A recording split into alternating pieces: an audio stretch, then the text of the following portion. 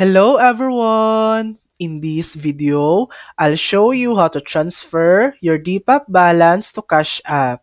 First, open the Depop app on your phone or go to the Depop website, then navigate to Settings.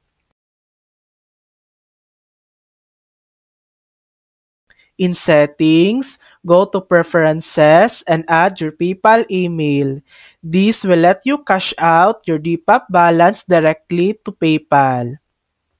Once the money is in PayPal, open PayPal and link your bank account.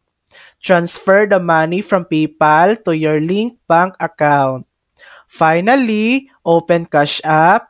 Make sure your bank is linked and transfer the money from your bank into Cash App. And that's it. While there's no direct way to move money from Depop to Cash App, this method is using PayPal and your bank account works smoothly. Thanks for watching!